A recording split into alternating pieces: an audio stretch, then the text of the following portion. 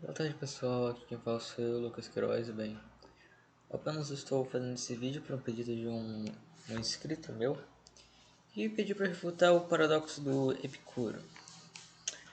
Eu já tenho um vídeo aqui no canal de mais de 2 horas falando sobre isso, mas para falar a verdade, estou mais falando de uma live do Vinícius César que pode incriminá-lo. Tá lá gravado que ele chamou um cristão, os cristãos, o plural de cristãos, que ao se ajoelhar para Deus ele chama isso de vagabundo. Ai. Mas bem, foi um dos primeiros vídeos do meu canal, tem muito palavrão lá, bem. Enfim, esse aqui vai ser um vídeo mais técnico, porque olha só, o paradoxo do Epicuro é a coisa mais vergonhosa que um cristão, um ateu pode falar e um cristão pode ver. Porque justamente é ridículo. Ainda que pegasse muita gente de surpresa falando, quem é o criador do mal do mundo? É Deus, né? É, ele é fraco, pra falar a verdade, ele é fraco. Porque, ai. Porque basicamente ele diz que o livre-arbítrio, melhor dizendo, vamos lá. Eu vou procurar aqui o paradoxo e vamos refutar parte por parte. Paradoxo do Epicuro. Tem um monte de vídeo falando disso, mas aqui. Ele diz: o mal existe? Sim. Bem, tem muita gente lá que diz refutar o paradoxo do Epicuro dizendo: ui, o mal não existe, ele é a ausência do bem. Isso é uma frase boba, porque existir primariamente significa coisa real. Mas nada, o mal, ainda que seja uma ausência do bem e não possua existência substancial, ele ainda assim é real. Tanto que o cardeal Caetano mesmo no seu comentário ao Ente e a Ciência fala que ainda que a cegueira não existisse fora da consideração do intelecto, o cego ainda existiria. E Sócrates, com a cegueira, ainda não poderia ver, ainda que a cegueira em si não existisse. E o intelecto não considerasse a cegueira. Então, ele pergunta, Deus sabe que o mal existe? Resposta, sim. Deus pode acabar com o mal? Sim, ele pode. Mas por que Deus não acaba com o mal? Essa aqui não é uma pergunta, é eu que estou falando. Porque, olha só, basicamente, Deus permite que exista um mal para um bem maior. Por exemplo, aqui, digamos que ele permite que uma zebra morra para alimentar os leões. Porque se o leão não existir, vai existir tanta zebra que vai acabar com a fauna da terra. Isso seria um mal muito grande. Por isso que ele permite que a zebra morra. E esse mal, é, é, é, é, como é para conservar, por digamos assim, a beleza que Deus fez na criatura.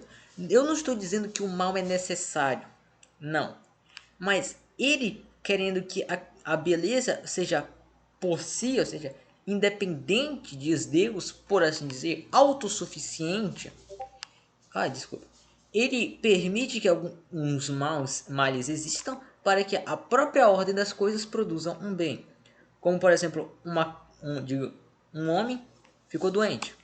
A ordem do seu corpo destrói essa doença e ele fica mais forte, ainda que ele sofresse de muitos sintomas. Aí que pergunta: Deus quer acabar com o mal? Aqui tem duas respostas. Não, então ele não é bom. E sim, então por que o mal existe? Olha só. Como explicar? Deus que. Olha só. Aqui caiu no não secto. Porque dizer que Deus não quer acabar com o mal, logo ele não é bom, é alguma coisa meio rude de falar. Porque basicamente a permissão é nem querer que isso aconteça e nem querer que não aconteça. É basicamente uma anti-vontade. Assim como um animal, o gênero, não é nem racional nem irracional, mas antirracional. Porque se ele fosse racional, não existiriam animais irracionais. E se ele fosse irracional, não existiriam animais racionais. Assim, vamos falar assim.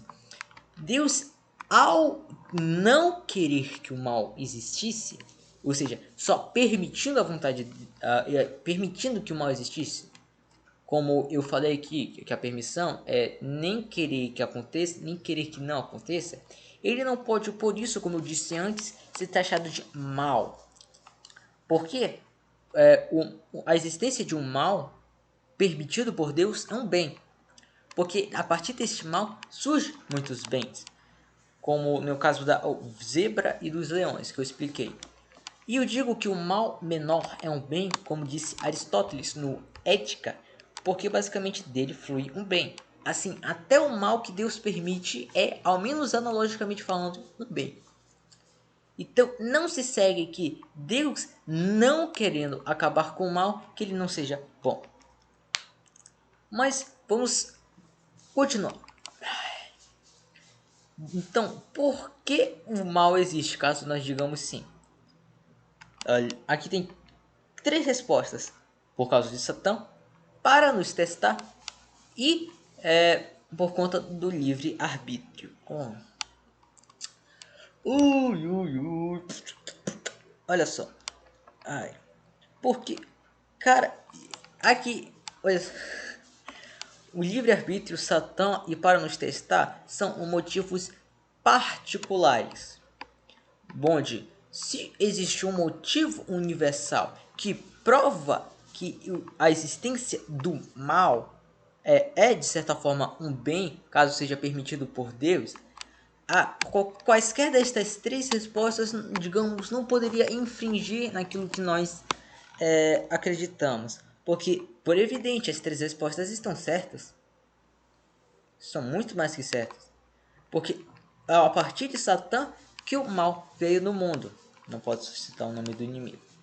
E para nos testar, não como se Deus não soubesse daquilo que nós somos, para que nós reconheçamos o nosso mal, ou para que nós evoluíssemos o nosso bem.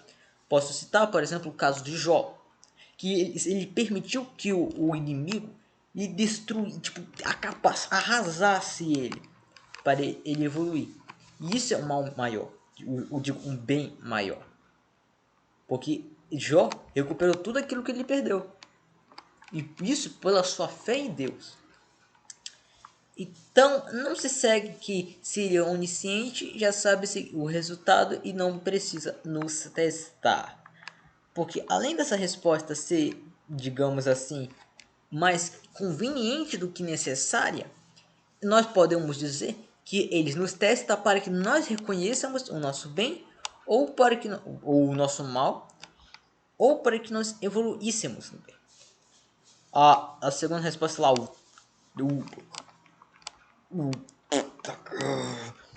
se ele é onipotente e bondoso, teria destruído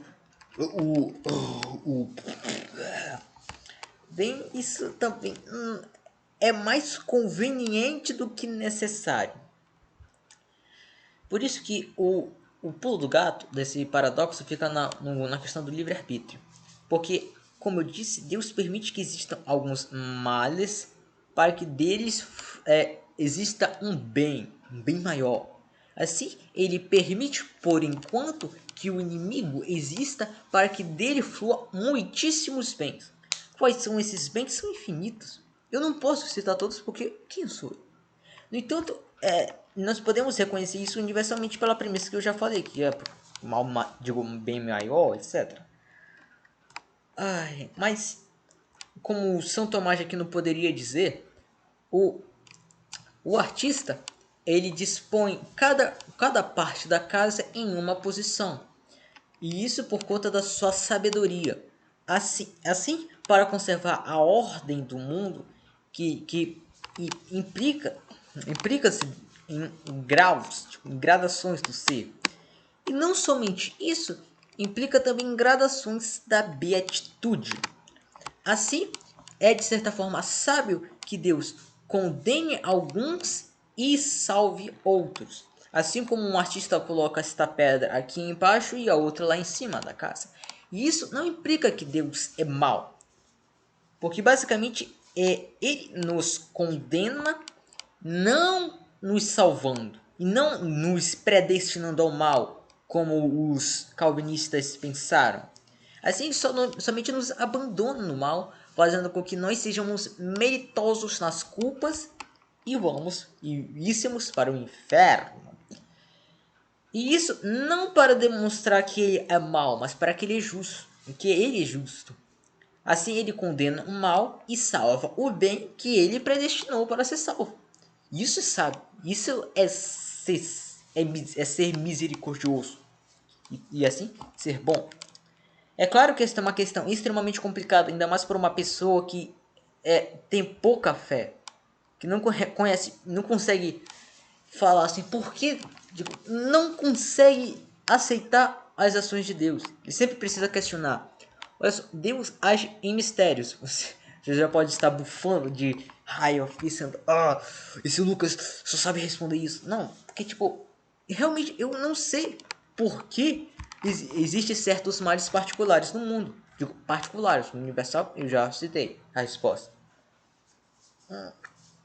Mas o que o bom cristão faz é aceitar o mal que lhe aconteceu e ter fé em Deus, sem questionar.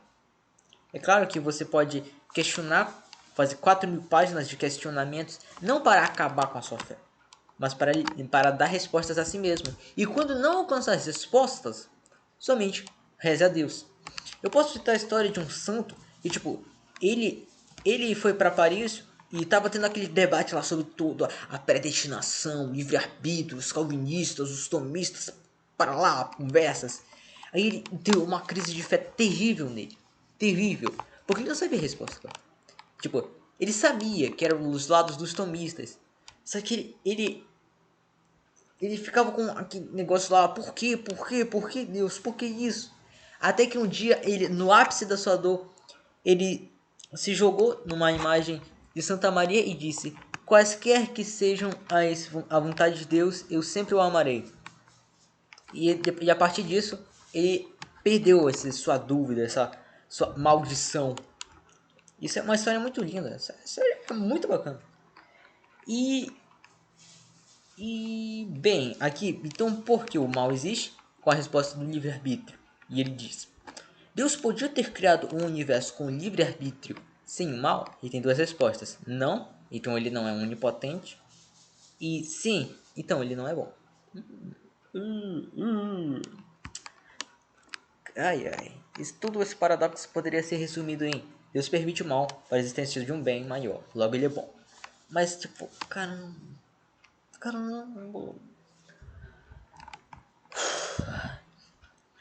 Deus poderia ter criado um universo com livre-arbítrio e sem o mal?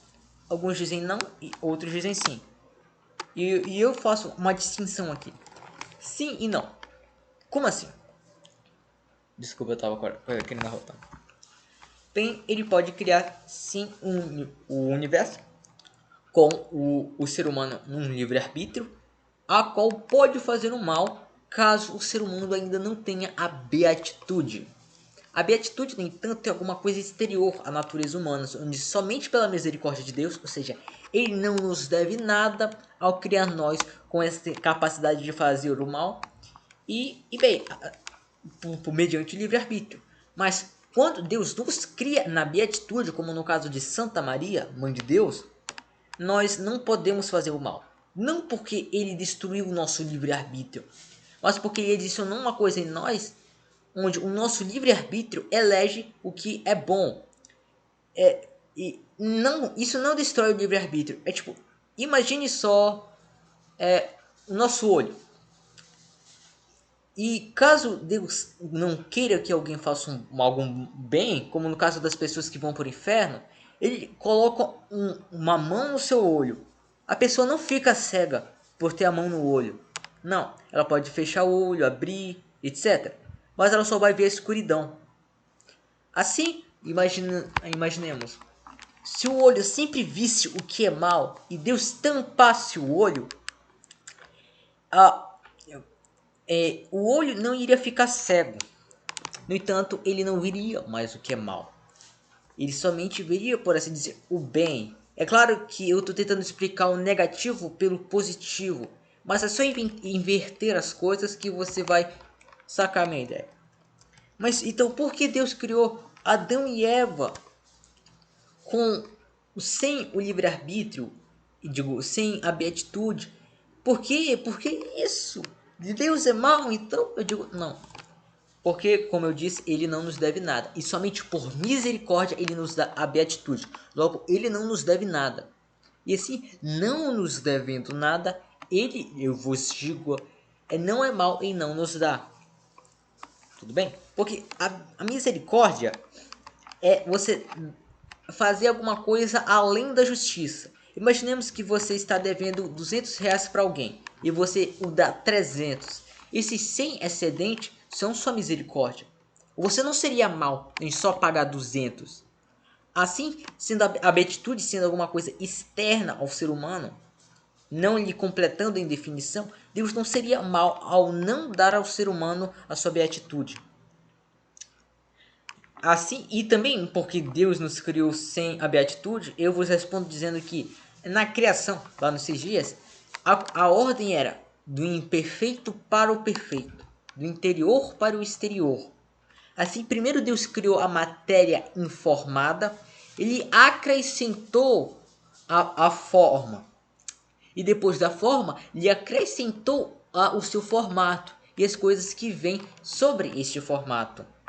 Assim, Deus criou a matéria-prima, depois lhe deu uma forma e depois lhe embelezou. Assim, sempre partiu do imperfeito para o perfeito, do interior para o exterior. Assim, digamos, em relação à beatitude, o homem é imperfeito. Assim, conveio que somente depois o homem por si, por seu livre-arbítrio, já que o homem é mediante seu livre-arbítrio que se torna meritoso das suas ações, que ele poderia se tornar beato com o fruto lá do Éden. Mas Deus só colocou o fruto lá do conhecimento do bem e do mal para ser um objeto da capacidade má do ser humano. Não porque Deus é mau, mas porque Deus, por assim dizer, não queria coagir o ser humano. Entende? E ainda que ele colocasse lá, como eu disse, ele não seria mau. Isso, como eu expliquei lá. E bem, eu acho que a gente solucionou o paradoxo. Tipo, é simples. É simples, mas é um vídeo de 17 minutos, né? Enfim. O que você não aceitar do que eu digo, você pode procurar uma resposta melhor. Eu lhe sugiro o livro O Livre Arbítrio, de Santo Agostinho. Ele é muito bom. Ele fala sobre esse problema lá do mal, ele resolve com toda a clareza, porque é um livro de diálogo, você aprende muita coisa lá. Foi o primeiro livro de teologia que eu li. E bem, reze bastante para Deus. É só isso que eu te peço. O que eu posso fazer? Você pode entrar no debate comigo. Eu posso lhe corrigir em certas ocasiões, mas poxa, o que eu posso fazer? Bem, esse foi o vídeo. Até mais. Tchau.